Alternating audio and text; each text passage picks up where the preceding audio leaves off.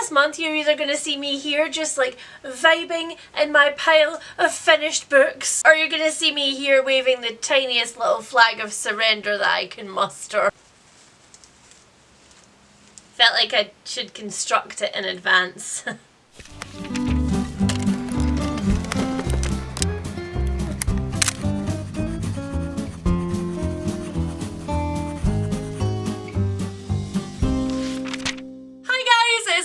And welcome back to another video. It's the start of the month. I'm feeling the Beltane spirit. I'm trying to summon in the warm summer vibes. Because it's Scotland, you have to apply for these in advance, and I'm going away at the end of the month, so I think this is enough notice. Meaning you are on notice. Warm summer vibes. Because with warm summer vibes comes renewed energy. Pluck, if you will. I need some sort of plucky something, that's for sure. You see, my April TBR, she was quite ambitious. And to be perfectly fair to past Leanne, I did really freaking well. I read a lot of those 4,000 pages. But as a consequence, April was one of those months where although I read a lot, I didn't actually finish a lot. Because half of your girls' TBR was big chunky fantasy books. You know, those juicy ones that you could use as a weapon of self-defense or as the foundation for a small home. I was reading lots and lots of those. And that meant variability in my results. And yes, we are indeed here today to talk about my results. Because if this month's TBR could be lovingly titled May's Mad Dash,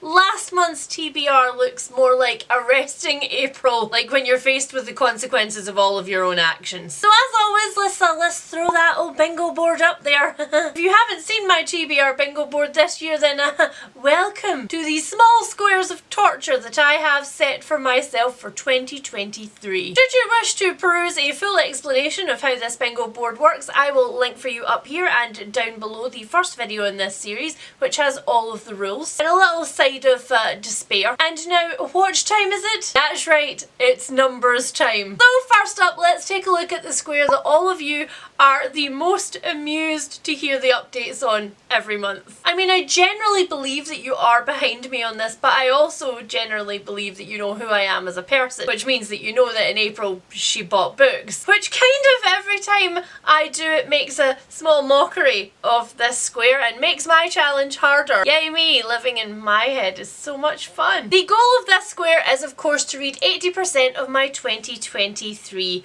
purchases, but with a book haul in April and another book haul coming to you this month in May. Yes, that is correct. I am currently sitting trying not to make eye contact with the small stack of books sitting looming behind me in the background as we speak. I expected this percentage to only be going down and down and down and down and down and down and down. So last month, the percentage of my 2023 purchases that I had read was 19. Then I went away and I totaled up all of the new purchases sitting behind me. I added them all to the spreadsheet, and somehow my percentage still went up to 23%. But then I thought to myself, you know, I should probably actually do some number work on this percentage. I should probably actually count up the amount of books and work out what I need to be reading per month to hit the 80%. And right now, in order to meet this target by the end of the year, the amount of books that I have to read from my 2023 purchases is 82 books. And just for reference, my reading goal for the entire year is currently 104 books. So it's fair to say I have stopped jigging and I am back with the panicking. Joy is just so confusing. You know where you are with panic. So yeah, needless to say, this month one has to get a move on. The next square that I am going to show you is my Read 12 Buddy Reads square. This is the square where my lovely friend Amy from Amy Talks Books on Bookstagram and I go through our backlist and try to tick off some mutual books in there that the two of us have been dying to get to. It's a project to excavate our Kindle graveyards to get to the back of our double stacked shelves, and last month, due to a bunch of interesting circumstances, we were sitting at 2, which even with dyscalculia I can work out is not the number of buddy reads that we should have done by the end of April. But I am thoroughly delighted to say that upon receipt of this information, Amy and I promptly got our fingers out and caught up. So we are now sitting at 4 of 12 buddy reads for the year. We have picked our buddy read for May, which you will see in this video, and we are back on track. A sigh of relief was breathed by all. The next square along that I know that you guys are very, very invested in is my read 2 books aloud to lovely spouse Harry square. We've fallen behind in the last couple of years of actually reading aloud with each other, and it was making us both sad. However, the reason that I put this at 2 books for the entire year was because we just don't have time anymore to read out loud as much as we used to. In the last few years, we've both just discovered so many new hobbies and things that we want to do together that reading together time has kind of gone out of the window. So last month this number was sitting at 1 and it is still sitting there. I'm not sure exactly what book we're going to pick up next, but there is a chance that we may end up picking it up spontaneously in May, because as I said, at the end of May we are going away with friends for a week to the north of Scotland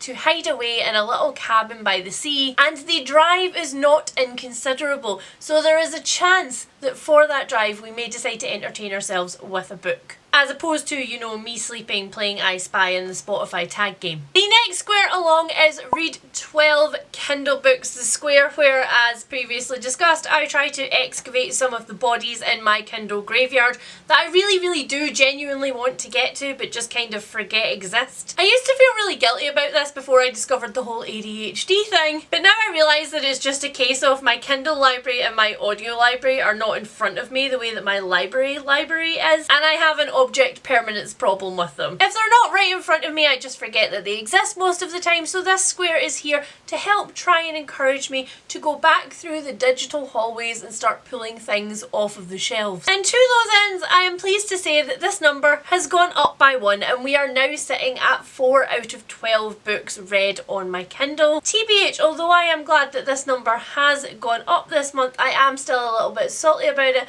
because I did start and DNF quite a few Kindle books in April, and so I did a lot more actual reading on my Kindle that just didn't seem to amount to anything in the end. But ho hum, I guess that's how the backlist crumbles. Well, that summoning of the summer weather really went well, didn't it? At this rate, I'm gonna have to sell books to be able to afford the extra lighting bill and the vitamin D supplements that I'm gonna need. And of course, my next square up is my read 12 audiobook square, and I am delighted to announce that this also went up by 2 in April, and so we are now sitting at 4 of 12 read for the year. All joking aside, I am actually hella proud of myself for this one. I've mentioned this to you guys a few times, but my audiobook mojo had kind of left the building over the last couple of years, and I was really missing my ability to be able to concentrate on an audiobook in the background. So I don't know if it was the intensive therapy at the end of last year, or whether I've just retrained my attention span now that I've listened to a couple this year. But whatever it is, this is making me very happy. Seriously guys, I'm sorry about the really dark background, but the clouds outside are now threatening a torrential downpour. I think I've actually resummoned winter instead of summer. Now my next box up is my read 5 non-fictions box. As we've already discussed about this one, the reason that I set this goal so low this year and didn't just go for 12 like all of my other goals was because for some reason I had the erroneous assumption that over the last year I have read less non-fiction books than I have read in any other years. And I still don't know why my brain latched onto that as a fact, because when I actually went back and did the numbers, it turned out that I had in fact read more non-fiction last year than I had in any of the previous years before. But either way, I decided to keep this number at 5 because, as I said, sometimes when you're doing a challenge like this, it's nice to have an easy win. It's nice to have a low number to tick off. And so to that end, I would like to announce that we have now completed our first square on this bingo board. I have read 5 non-fiction books in 2023. This square is complete. But that leaves me in a little bit of a dilemma because I am 100% going to be reading more non-fiction in 2023, and I want credit for that because I am a praise-based animal. I will do pretty much anything for a pat on the head. And I didn't know what I was going to do with the squares once I ticked them off, and when I was brainstorming this, I came up with the bright idea of putting a little star on the square. A star to say that this square has been completed. But also I have decided that if I complete this for a second time in 2023, if I read 5 more non-fiction books, I will get a second star, like this. Which means that I can look at it and know that I've completed it and feel accomplished, but still also feel like there's something in it to play for. Because this square was meant to encourage me to pick up non-fiction, and I don't want the fact that it's completed to make me go, don't need to read any more of that. And then finally, there is the row of shame. This row. I had so hoped to bring you the news that I had actually finished one of my ongoing series this month, but I have not. I am still, in fact, rereading Priory. I have not got to A Day of Fallen Night yet. It was the only book in April which just fell off of my TBR. I didn't even get to it, and so we're just gonna have to cross fingers that I can change this row in May. Right now it's just sitting there looking at me like, you don't love me, do you? You've forgotten about me, but I haven't forgotten about you. I'm coming back to bite you right in the arse at the mid-year check-in. Yeah, least said soonest mended about this row, I think. Let's just make it go away. Okay, now that we have caught ourselves up on the numbers, it's time to actually tell you the titles that I have selected for my May TBR. She really did say May could be a month with a lost week, so let's go easy on ourselves here. And let's put more books on this TBR than we have on any other TBRs for the rest of 2023. That's what we should do. Yes, we'll be motivational. First up, let's talk about the books that I have selected from my new purchases of 2023 to read for this month. I'm starting here for no other reason than the first title is particularly amusing to me. The first book that I've got here for you is 5 Survive by Holly Jackson. This is a YA thriller about a group of friends who go on a road trip for summer break in an old broken down camper van with all of their tangled relationships, and midway through their drive they get a flat tire. They get out, they mend said tire, they get back in.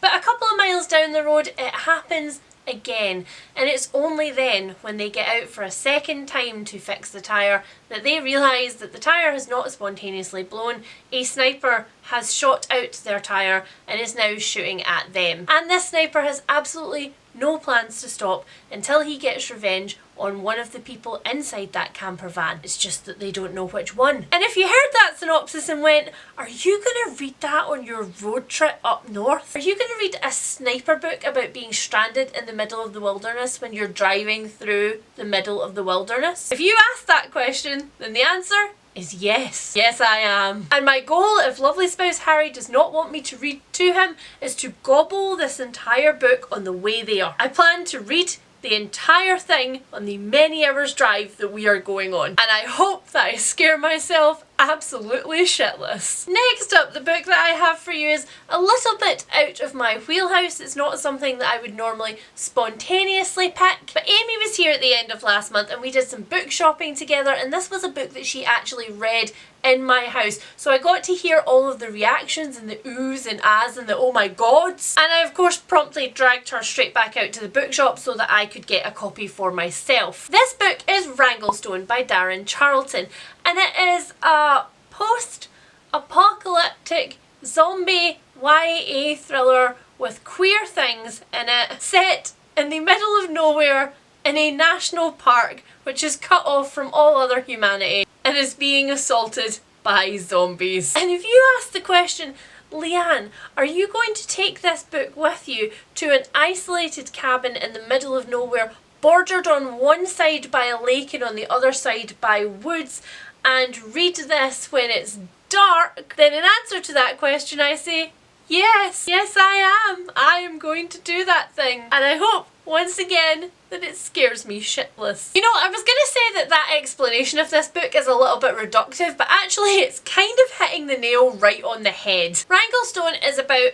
Peter. He lives in a camp in the middle of this once national park, which is in itself isolated on a lake. And Peter is, in his own opinion, just a little bit crap. Unlike all of the other people in camp who are all doing very specific jobs to try and keep them safe from the zombies on the mainland, he really isn't doing anything except for repeatedly screwing up. And his latest screw up takes the form of allowing somebody to come onto their shore, which is exactly the opposite of what Peter is supposed to do, and his actions set off a chain of events which make bad things happen. On the back of this, Peter is not allowed to do any more jobs on his own, and so he is assigned to help rancher Cooper. Cooper is a boy whom Peter would describe as having a relationship status complicated with himself. There's definitely something there, he's just never really been able to define what it is. And now he is stuck trying to herd the dead off of their island before the lake freezes over, and it's much easier for everybody to get them. I am very excited to be scared and obnoxious, because if I'm scared, everybody's gonna have to sit up with me and put the lights on. I don't make the rules, that's just how it is. And then finally, the last new purchase that I am planning to pick up in May is one that I want to pick up before the hype wears off for me. Now I know that that's an odd sentence for me to say, because usually when there's hype revolving around a book, I am running in the other direction really fast. But actually, hype is the reason why I have picked this book up in the first place. This book is one that I hauled last month after seeing it absolutely everywhere and hearing a lot of really excited feedback from people that I trust across lots of different reading genres. Like some of my friends who almost exclusively read horror have picked this book up because of the hype and have loved it. And so that just says to me that potentially there are wonderful things here, but if I put them off, if I allow this like buzz to wear off on me, it's just a book that's going to sit on my shelves for years and never be touched. I know myself, and I'm honest with myself like 50% of the time, and the honest part of myself says that this one is on a timer. So this month I will be picking up Tomorrow and Tomorrow and Tomorrow by Gabrielle Zevin. I know, right? It's literary fiction. I mean, it's geeky literary fiction, but it's still literary fiction. What, I hear you ask, is she doing? Well, Tomorrow and Tomorrow and Tomorrow is about Sam and Sadie. They met when they were only little kids in a children's hospital ward, and they bonded over their love of video games. But their meeting in this hospital room is entirely situational. One of them is in visiting their sister, and the other one is in, I think, as the result of a car crash. So all of their interactions were in this temporary state, which of course eventually comes to an end. Then years and years and years later, Sam is standing on a train platform and he sees Sadie and calls her name. After a little bit of hesitation, she turns around and the two once again become inseparable. But not only does their friendship rekindle, but also their shared love for all things video games.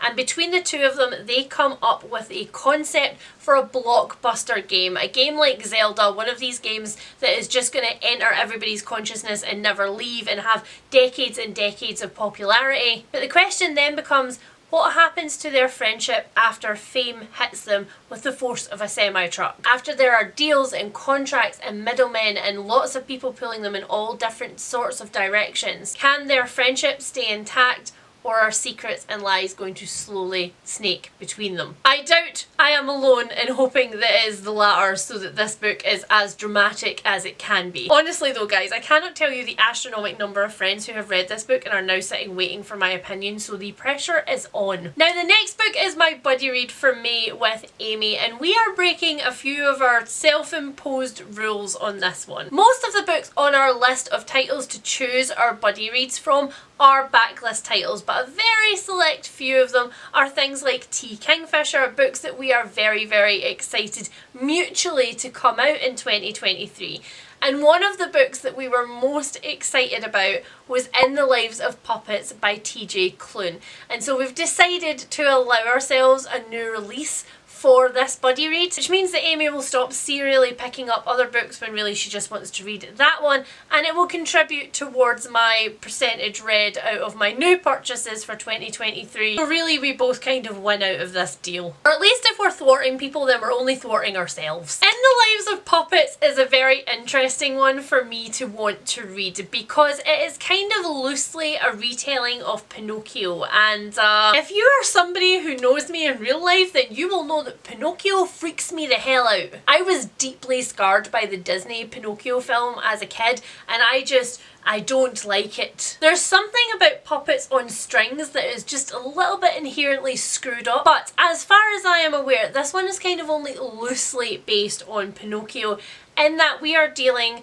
with little robots, or androids I guess, because they have sentience. So this one is about a little found family who also coincidentally live in the woods. That seems to be an accidental theme this month. And they have everything that they need in each other. There is the inventor Giovanni, who is himself an android, and there is, and I will read this line from the blurb because it has made me happy since the moment that I originally read it, a pleasantly sadistic nurse machine in a small vacuum desperate for love and attention. And then finally in this weird family there is Victor Lawson. He is the only human here, and during one of his scavenging trips he finds a little robot which he refurbishes and brings back to life. But when he does this, this little robot tells him the story of Giovanni's past, a past which is a lot darker than he could ever have imagined. Honestly, I haven't read the book yet, but I would die for the little vacuum that needs love and attention. I shall report back on what atrocities I would do to preserve this little vacuum's happiness in due course. Okay, so next up onto the Kindle books that I am planning on picking up this month. First off, I just realised that I told you a fib because I said that A Day of Fallen Night was the only book that fell off of my TBR in April, and actually there was also another, and it is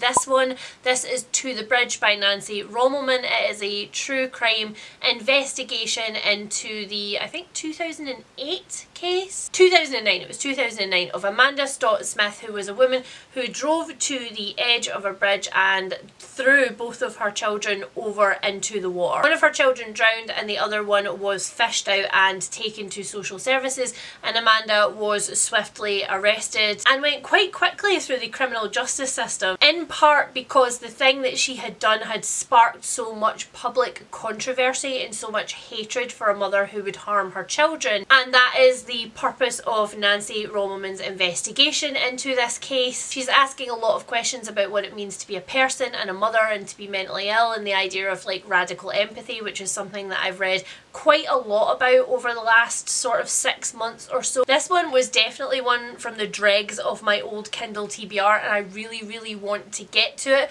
so I'm putting it back on my TBR for May and sort of prioritising it at the start of the month so that I actually don't forget that it exists, which was unsurprisingly the reason that I didn't read it in April. Now, the next book that I'm going to be picking up on Kindle might also happen to be not from my backlist. This one was in fact a Kindle purchase that I made in April, but in my defence it was because it was criminally cheap, and I have been semi-interested in this one since last year, but it recently ended up on, I think, the shortlist for the Women's Prize for Fiction. Again, you guys know I have a lot of complex opinions about prizes and why prizes exist and who is qualified to tell us who should be on a prize list and who shouldn't, and so I really don't pay attention to any prize long lists or short lists. It just so happens that this one has popped back up in my consciousness because there's been a lot of discourse about it online over the past couple of weeks. The book that I am talking about is Memphis by Tara M. Stringfellow. It is a literary fiction book. Again, that's 2 on my TBR this month. Who is she? And it is about 3 generations of southern black women. It starts in the summer of 1995 when Joan and her mother finally make the decision to flee Joan's abusive father. He has been serially abusive to them for Joan's entire life, and it is finally the last straw, the red flag that sends them running literally for their life back to their family home in Memphis. With their arrival, this house once again hosts 3 generations of black women, but in every one of these generations their lives have been altered really drastically by violence. And this book follows Joan as she grows up, as she finds out about her family and her family's legacy, but also as she finds out about this house, which apparently also kind of becomes its own character in this book, which is something that you guys know I desperately love. I love place as characters, specifically big old houses. It makes me really happy in the same way that haunted houses make me really happy. And so Joan gets to know the history of this house, the other people that have lived in it, and also the wider community that exists outside of this house that follow this house like a beacon. From what I have heard about this one, and I cannot confirm this because of course I have it on Kindle and I don't have a physical copy to flip through, it is told in kind of an experimental format. There are vignettes, there are poems, there are like little snippets that tie together the sections, so I'm looking forward to that too because we know that I like an unconventionally narrated book. Okay, so when it comes to audiobooks, the only audiobook that I have actual plans to pick up this month happens to be just for purely aesthetic and slightly nostalgic reasons. I shall explain. The audiobook that I am planning on picking up this month is also one that's been in my library for maybe like a year, I think, at this point, or maybe 2. Maybe it was 2021 it came out. Either way, I've had it for a little while, and every time I scroll through my library I see it and I'm like, Because the audiobook that I'm talking about is Oracle by Andrew Piper, narrated by Joshua Jackson. As an original Pacey Witter fangirl, when I discovered that Joshua Jackson had narrated an audiobook, I was like, I will have that now, thank you. And I didn't really care at the time what the book was about or if it was a genre that I typically read in, I just wanted it. But then for whatever reason, whether it was object permanence or whatever, it just kind of went out of my brain and I forgot that it existed until very recently when I was scrolling through to look at the oldest audiobooks that I have never touched, that have just gathered dust since I picked them up. And I once again found Joshua Jackson's face there. Maybe it was fate because he has a new series which has just come out which I am intending to inhale, or maybe it's just my brain making connections, but either way we're reading this one this month, or we're listening to this one this month, because this is an Audible original, so it doesn't actually exist in any other format. It was written specifically to be performed as an audiobook for Audible. And it turns out, having looked into the description for this one, that this is actually the type of thing which might have made my TBR had it not had Joshua Jackson attached to it, just maybe. So this one is about Nate Russo. He is an FBI agent who specifically looks into kidnappings and, you know, like homicides that have come off the back of missing persons cases. Now this in itself does not sound like something that I would ever pick up. You guys know I don't read straight up crime anymore. I don't care about grizzled detectives. But Nate Russo has a strange gift, and that is that if he touches the people related to the person who has been abducted or gone missing, he can find out details which help him to solve these cases. So it's kind of like Karen Slaughter meets the Diviners by Libba Bray from what I can get from the synopsis. The downside with this gift, of course, is that he sees the truly horrific things that has happened to some of these people, and of course he is then grizzled and haunted by it. But I don't care. I don't care if he's grizzled and haunted, I just care if he's Joshua Jackson. This is as shallow a read as I have ever shallowed, and I do not feel sad about it. I have not one bit or shame of remorse. I have only the image of Joshua Jackson shirtless in his new show. Last on the list of books that I've actually chosen for myself this month, because that's right, we still do have book club books to come, because I have thoroughly smashed my Read 5 non-fiction books in 2023, I now figure that I can just